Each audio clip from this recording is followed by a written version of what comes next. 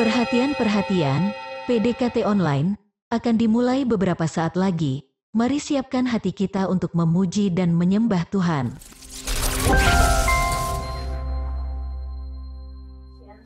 Shalom, Sobat DC Ministry yang dikasihi Tuhan Yesus. Puji Tuhan, hari ini kita bisa kembali berjumpa dalam PDKT online dengan kondisi yang baik, tanpa kekurangan sesuatu apapun. Hari ini saya ingin memulai sharing ini dengan satu pertanyaan yang mungkin kita pernah pikirkan diam-diam. Adakah di antara kita yang merasa bahwa semakin kita mengejar sesuatu justru semakin capek? Dan capeknya ini bukan karena kita belum berhasil atau bukan juga karena kita tidak punya apa-apa, tetapi karena hati yang terasa kosong, karena merasa kalau apa yang selama ini kita kejar ternyata tidaklah benar-benar mengisi bagian terdalam dari jiwa kita. Bahkan kalau hari ini kita punya sesuatu yang mahal, atau sesuatu yang terlihat luar biasa, seringkali besok atau sebulan lagi rasanya hilang begitu saja, sampai pada akhirnya kita bertanya dalam hati, sebenarnya aku ini hidup buat apa sih? Dan kalau hari ini ada di antara kita yang pernah atau sedang merasa seperti itu, saya percaya ini bukanlah sebuah kebetulan. Karena hari ini kita akan belajar dari seseorang yang pernah mengalami kehampaan itu, dialah Raja Salomo, yang dikenal sebagai raja yang luar biasa, penuh hikmat, memiliki kuasa, kekayaan, dan bahkan pengaruh yang begitu besar. Tapi justru di puncak semuanya itu, Salomo mengucapkan sebuah kalimat yang mengejutkan. Di Pengkhotbah 2 ayat yang ke-17 ia berkata, "Maka aku membenci hidup karena aku menganggap yang dilakukan di bawah matahari menyedihkan, sebab semuanya kesia-siaan dan usaha menjaring angin." Setelah mencapai segalanya, Salomo mendapati bahwa apa yang ia kejar selama ini tidak bisa mengisi kehampaan terdalam di dalam dirinya. Dan saat itulah dia sadar hidup ini tidak bisa dipuaskan kalau pusatnya itu masih seputar aku, diriku, dan punyaku. Dan mungkin itulah yang Tuhan juga mau ajarkan kepada kita hari ini, agar kita tidak perlu jatuh sejauh itu dulu baru sadar, dan supaya kita bisa kembali sebelum hati kita benar-benar hilang arah. Namun seperti biasa, sebelum kita masuk lebih dalam lagi membahas firman Tuhan pada hari ini, mari kita terlebih dahulu bersatu hati di dalam doa. Tuhan Yesus, hari ini kami mau duduk diam dan mendengar Engkau berbicara, bukan cuma lewat ayat tetapi lewat hati yang Engkau sentuh. Kalau selama ini kami mengejar banyak hal dan tetap merasa kosong, hari ini kami mau datang kepadamu karena kami tahu cuma Engkau yang bisa mengisi hati kami sepenuhnya. Siapkan hati kami ya Tuhan, dan sembunyikan hamba di balik salib-Mu, supaya bukan suara manusia yang terdengar, tapi suara-Mu sendiri yang mengubah hidup kami. Di dalam nama Tuhan Yesus, mari kita yang percaya dan berdoa bersama kita katakan, Amin.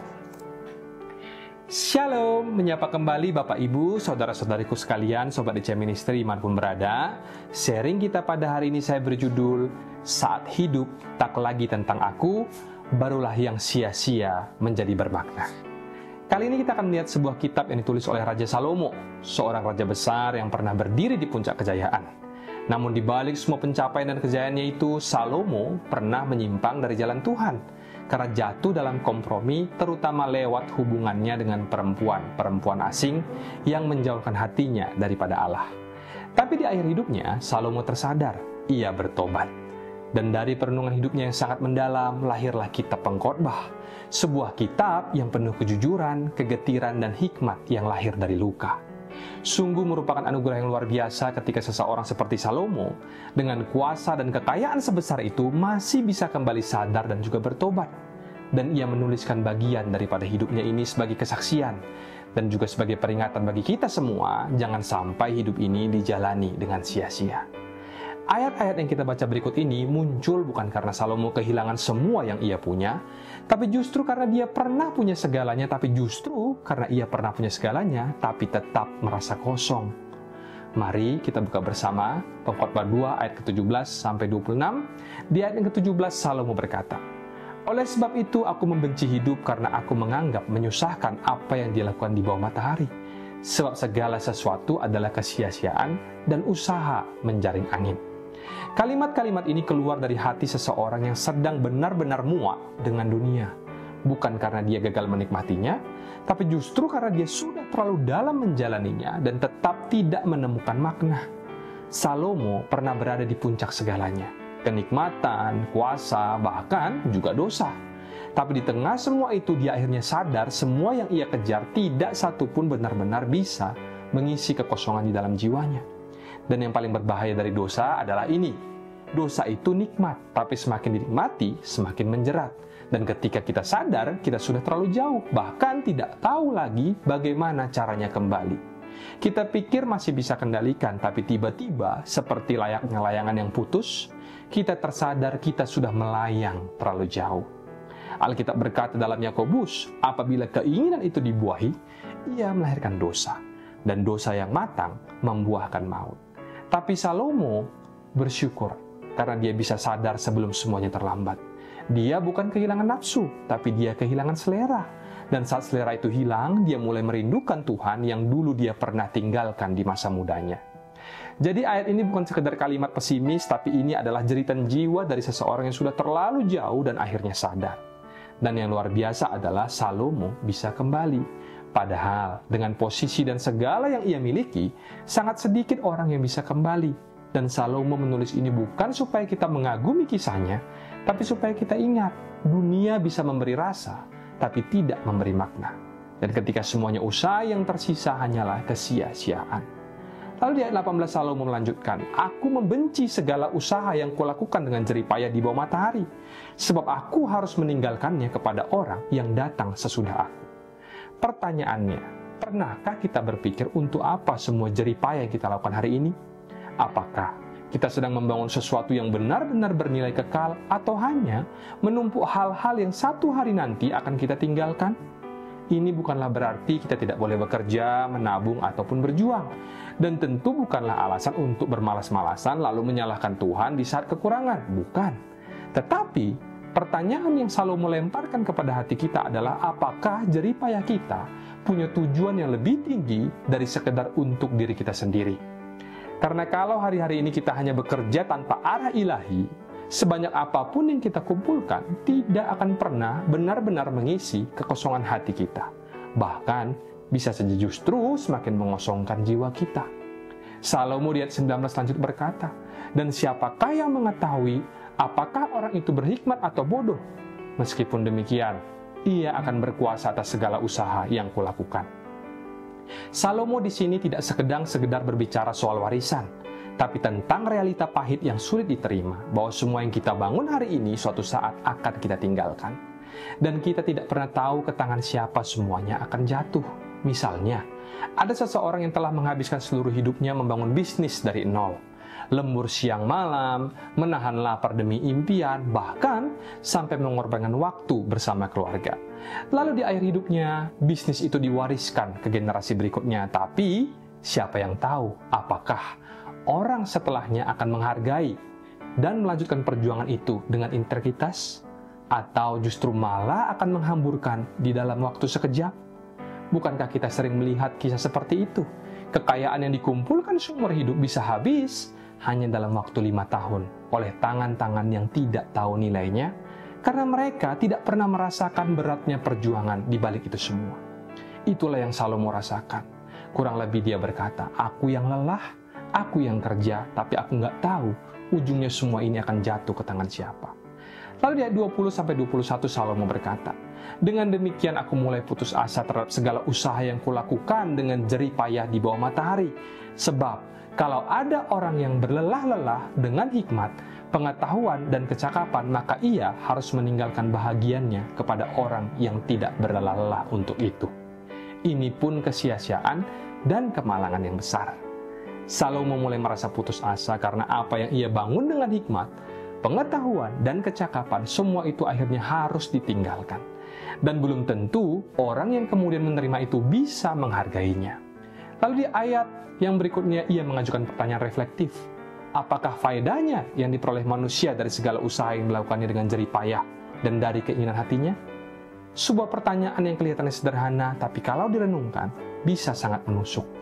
Seperti seolah bertanya, lantas kalau begitu, sesungguhnya aku ini hidup buat apa sih?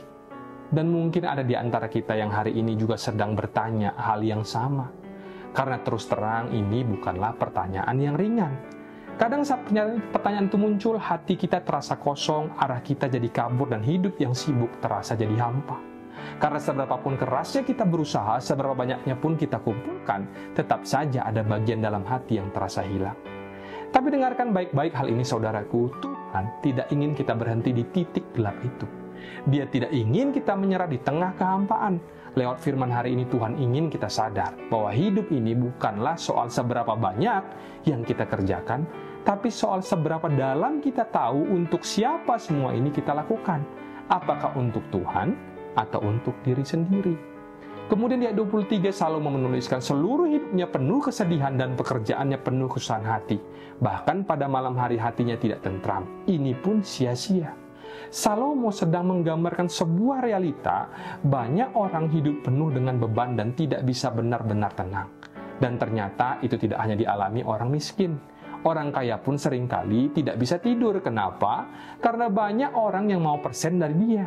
Semua orang mau komisi dari dia. Bahkan orang banyak sekali, orang-orang kaya yang tidak bisa tidur karena pajaknya besar. Tapi orang miskin juga sama. Tidak bisa tidur karena khawatir besok bisa makan apa dan bagaimana membayar semua tagihan-tagihannya yang menumpuk. Jadi masalahnya ternyata bukan di kaya atau miskin. Sebab yang membuat seseorang bisa tidur dengan tenang itu adalah iman kepada Tuhan. Dengan lebih banyaknya harta, seringkali justru semakin besar pula kebutuhan untuk melindungi harta itu. Misalkan karena orang itu punya banyak harta, maka dia harus pasang pagar yang tinggi di rumahnya, atau dia harus punya bodyguard di mana-mana untuk menjaga asetnya yang banyak itu. Jadi ujungnya harta harus dijaga dengan harta. Lalu pertanyaannya kembali muncul, untuk apa semua ini? Kalau akhirnya hati kita tetap tidak bisa tenang. Lalu di ayat 24 Salomo mulai berbalik arah.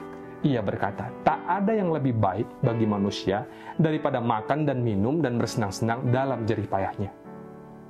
Ayat ini bukanlah ajakan untuk pesta pora atau hidup sembarangan, tapi ini adalah undangan untuk hidup dengan syukur dan kesadaran.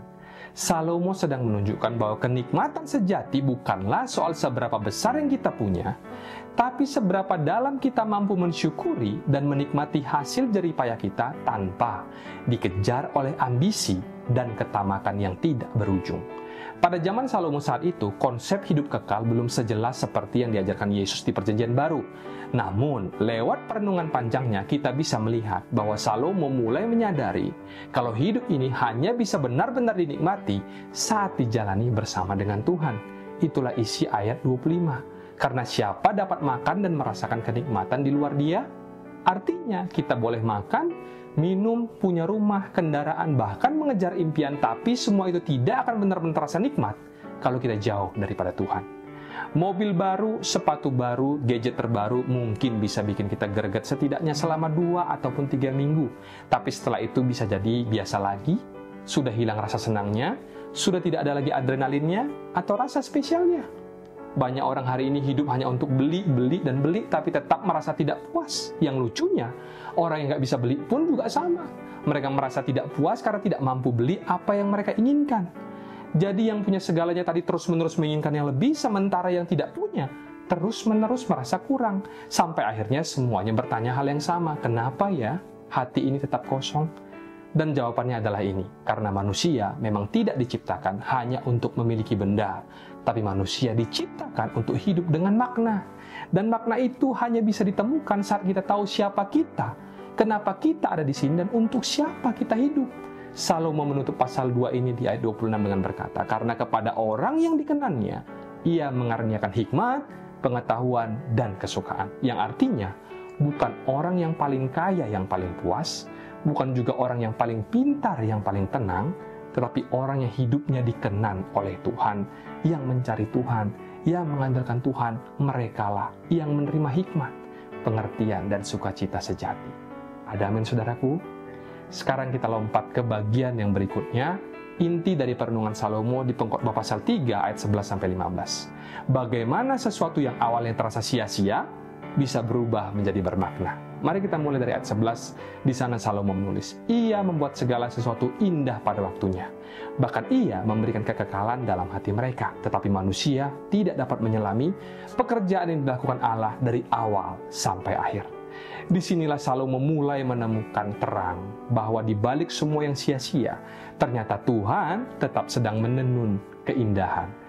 Di tengah segala keluhan dan kekosongan yang pernah ia rasakan, Salomo mulai menyadari bahwa Tuhan tetap punya maksud, ada tujuan dan ada keindahan yang sedang Tuhan bentuk di balik semuanya. Ketika Salomo berkata ia membuat segala sesuatu indah pada waktunya, itu artinya saat hidup kita berjalan dalam tuntunan Tuhan, kita tidak perlu memaksa semua jawaban datang hari ini, karena makna itu akan muncul pada waktunya. Dan saat kita mulai mengalami Tuhan dari hari ke hari, disitulah kekosongan jiwa kita perlahan-lahan mulai terisi. Hidup bersama Tuhan itu kaya warna, penuh makna, bukan hanya soal membeli, memiliki, atau membuktikan diri, tapi hidup mulai punya arah dan juga punya panggilan. Masih di ayat 11 bagian B dikatakan, ia memberikan kekekalan dalam hati mereka. Seperti yang tadi saya sampaikan, kalau di zaman itu, doktrin tentang kekekalan belum sejelas perjanjian baru. Tapi Salomo sudah bisa menangkap bahwa di dalam hati manusia ada kerinduan akan sesuatu yang lebih daripada dunia ini. Karena memang manusia diciptakan bukan untuk hal-hal yang fana, tapi untuk hal-hal yang kekal. Itulah sebabnya hati kita akan selalu gelisah saat hidup ini hanya dijalani untuk mengejar apa yang bisa dilihat dan juga dimiliki. Maka cara pertama jika hati kita ingin sungguh-sungguh terisi adalah dengan mengenal Tuhan. Perlu kita bedakan mengenal Tuhan itu tidak sama dengan sekedar tahu tentang Tuhan. Kita bisa saja tahu tentang Yesus itu lahir di Bethlehem, mati di Golgota, bangkit di hari ketiga, tapi hidup tetap kosong kalau kita tidak sungguh-sungguh mengenal Dia secara pribadi lepas pribadi. Karena mengenal Tuhan bukan soal informasi, tapi itu bicara tentang soal hubungan yang intim dengannya. Di saat kita mengenal Tuhan, kita mulai belajar peka pada suaranya. Kita membuka hati dan hidup kita bukan hanya di gereja, tapi di keseharian kita. Dan di sanalah kekosongan jiwa mulai terisi. Hati kita perlahan mulai diubahkan. Kita tidak lagi hidup untuk diri sendiri, tapi mulai mengadopsi isi hatinya. Seperti yang dikatakan dalam Galatia 2 ayat 20 yang berkata, namun aku hidup, tetapi bukan lagi aku sendiri yang hidup, melainkan Kristus yang hidup di dalam aku. Masih di ayat 11 di bagian kalimat akhir Salomo menulis, tetapi manusia tidak dapat menyelami pekerjaan yang dilakukan Allah dari awal sampai akhir. Kita memang tidak selalu bisa langsung mengerti semua yang Tuhan kerjakan. Dan memang tidak seharusnya, karena hidup bukan soal tahu semua jawaban, tetapi soal percaya dan berjalan di dalam ketaatan. Hidup ini adalah petualangan rohani bersama dengan Tuhan. Dan saat kita mencari dahulu kerajaan Allah dan kebenarannya, segala sesuatu yang lain akan ditambahkan kepada kita. Tapi ingat, jangan letakkan kenikmatan tertinggimu itu pada hal-hal yang ditambahkan. Tetapi letakkanlah kenikmatan jiwamu kepada pribadi yang utama, yaitu Tuhan dan juga kerajaannya. Secara pribadi, saya juga punya satu makna hidup yang terus saya kejar, yaitu untuk mempersembahkan seluruh hidup ini sebagai wujud cinta kepada Tuhan dan menjalani setiap hari di dalam terang panggilannya. Saya tetap beraktivitas seperti biasa, bekerja dan bersantai dengan keluarga. Tapi semuanya itu saya lakukan dalam koridor kasih dan kehendaknya. Dan justru itulah yang membuat kita semuanya hidup ini bermakna. Karena ketika kita benar-benar mengenal Tuhan dan berjalan bersamanya, hidup tidak lagi kosong tapi penuh arah, penuh tujuan dan penuh dengan harapan. Setelah Salomo merenungkan kekekalan yang Tuhan taruh di dalam manusia, ia mulai melihat hidup dari sudut pandang yang berbeda. Bukan lagi dari kacamata sia-sia, tapi dari kacamata kekal, bahwa hidup ini bisa dijalani dengan sukacita dan tujuan jika kita berjalan bersama Tuhan. Di ayat 12 dan 13 Salomo lanjut menulis, aku tahu bahwa untuk mereka tak ada yang lebih baik daripada bersuka-suka dan menikmati kesenangan dalam hidup mereka, dan bahwa setiap orang dapat makan, minum, dan menikmati kesenangan dalam jerih payahnya, itu juga adalah pemberian Allah. Ayat ini mengingatkan kita bahwa kenikmatan hidup yang sejati bukan hanya datang dari hal-hal besar dan wah semata, tapi seringkali justru hadir dalam kebersamaan yang kita syukuri. Sebab itu jika kita ingin hati kita sungguh-sungguh terisi, maka cara kedua adalah ini: menikmati keluarga dalam terang Kristus dan memperjuangkan keselamatan mereka dengan kasih yang sabar dan kudus. Tuhan ingin kita menikmati keluarga kita. Bukan hanya sibuk bekerja untuk mereka, bukan hanya memikirkan masa depan mereka, tapi benar-benar hadir untuk menemani pertumbuhan mereka. Tertawa bersama, berdoa bersama, dan menangis bersama. Karena kehangatan rumah tidak tercipta dari ukuran bangunannya, tapi dari kasih yang memenuhi setiap ruang-ruangnya. Apakah artinya sukses kalau kita kehilangan orang-orang yang paling kita kasihi? Makanan yang sederhana bisa terasa sangat mewah kalau dibagikan di meja yang penuh dengan cinta. Tapi makanan yang mahal bisa terasa hambar kalau dimakan sendirian. Kenikmatan itu belum utuh jika ada dari anggota keluarga kita yang belum mengenal Kristus. Seperti yang kita baca sebelumnya di Khotbah 2 ayat 25. Siapa dapat makan dan merasakan kenikmatan di luar Dia? Bagaimana bisa kita benar-benar menikmati kebersamaan jika di dalam hati kita ini tahu bahwa seseorang yang kita cintai masih berjalan di luar keselamatan? Maka disitulah tugas kita, bukan hanya hadir, tapi juga berdoa, memperjuangkan dan menuntun mereka kembali kepada Tuhan. Mungkin kamu adalah satu-satunya yang percaya dalam keluargamu, tapi ayahmu, ibumu, atau saudara-saudaramu masih belum mengenal Tuhan. Kalau begitu, itulah misi hidupmu. Itulah alasan kenapa kamu masih dunia hari ini.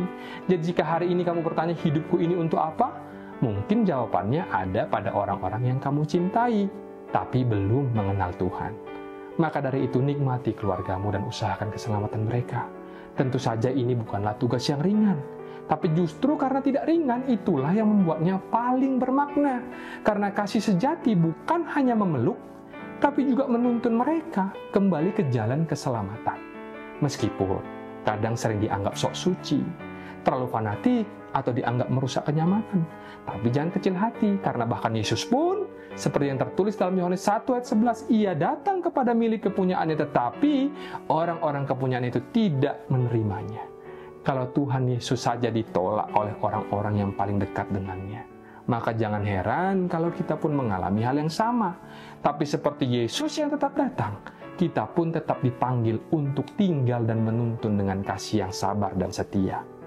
Lalu yang terakhir, cara ketiga untuk mengisi hati yang kosong adalah dengan hidup dengan tujuan yang kekal dan sikap hati yang takut akan Tuhan. Dalam Khotbah 3:14-15 Salomo menulis, Aku tahu bahwa segala sesuatu yang dilakukan Allah akan tetap ada untuk selamanya. Itu tak dapat ditambah dan tak dapat dikurangi. Allah berbuat demikian supaya manusia takut akan Dia. Yang sekarang ada dulu sudah ada, dan yang akan ada sudah lama ada, dan Allah mencari yang sudah lalu. Kalau cara pertama tadi adalah mengenal Tuhan, cara kedua adalah menikmati keluarga serta mengusahakan keselamatan mereka, maka di sini Salomo mengarahkan cara ketiga, pandangan kita kepada hal-hal yang bernilai kekal. Ia mengingatkan kita bahwa segala sesuatu yang berasal daripada Tuhan tidak akan lenyap. Apa yang dibangun bersama dengan Tuhan, relasi kita dengannya, keluarga kita yang kita tuntun, hidup yang kita persembahkan dengan taat, semua itu akan tinggal selamanya. Kita mungkin belum melihat hasilnya pada hari ini, tapi percayalah, Tuhan sedang mengatur segala sesuatunya dengan sempurna. Setiap musim, setiap langkah, bahkan setiap air mata, semua sedang dipakainya untuk satu tujuan, supaya kita belajar hidup dalam takut akan Tuhan. Bukan takut karena ancaman, tapi takut karena hormat. Takut yang lahir dari kasih dan kerinduan untuk tidak mengecewakan hati Tuhan. Maka sebelum kita tutup sharing pada hari ini, mari tanya hati kita masing-masing. Apakah yang sedang aku bangun akan tinggal selamanya? Apakah tujuan hidupku hari ini masih sejalan dengan kehendak Tuhan? Dan apakah orang-orang terdekatku sudah mengenal pribadi yang menjadi sumber kekekalan itu? Karena pada akhirnya yang sia-sia akan lenyap. Tapi yang kita jalani bersama dengan Tuhan akan tetap ada untuk selamanya. Dan hanya dengan tujuan yang kekal, hatimu akan terisi dan hidupmu akan bermakna. Ada amin saudaraku? Kalau engkau rindu hal itu terjadi dalam hidupmu, mari kita tundukkan kepala dan kita bersatu hati di dalam doa. Tuhan Yesus yang baik, terima kasih untuk firman-Mu hari ini yang kembali mengingatkan kami bahwa hanya Engkaulah tujuan hidup kami yang sejati. Tolong kami ya Tuhan untuk tidak lagi hidup mengejar yang sia-sia, tapi belajar mengenal-Mu, menjaga keluarga kami dalam kasih dan menjalani hidup dengan tujuan yang kekal. Kami juga berdoa untuk setiap sobat EC Ministry di mana mereka berada. Engkau yang mengenal mereka satu persatu, dalam pergumulan, dalam pencarian, atau bahkan dalam luka dan kerinduan mereka yang terdalam. Kuatkanlah hati mereka ya Tuhan. Isilah kekosongan mereka dengan hadirat-Mu dan tuntunlah langkah mereka supaya makin hari makin dekat kepadamu. Kami juga mau menyerahkan pelayanan ini ke dalam tangan-Mu. Pakailah pelayanan ini untuk terus membawa terang dan jadi tempat bernaung bagi banyak hati yang sedang mencari Engkau. Kami bersyukur dan kami percaya Engkau sedang bekerja di dalam hidup kami. Dalam nama Tuhan Yesus, mari kita yang berdoa bersama kita katakan, Amin. Mari kita buka hati dan tangan kita untuk menerima berkat daripada Tuhan. Terimalah kiranya berkat dari Allah Bapa, cinta kasih Tuhan Yesus Kristus, penyertaan Allah Roh Kudus akan menyertai hidupmu mulai hari ini. Bahkan sampai kali yang kedua Tuhan Yesus datang menjemput kita, namamu tercatat di dalam kitab kehidupan. Di dalam nama Tuhan Yesus yang percaya dan diberkati, katakan bersama, amin, amin, amin. Tuhan Yesus memberkati. Shalom dan sampai jumpa.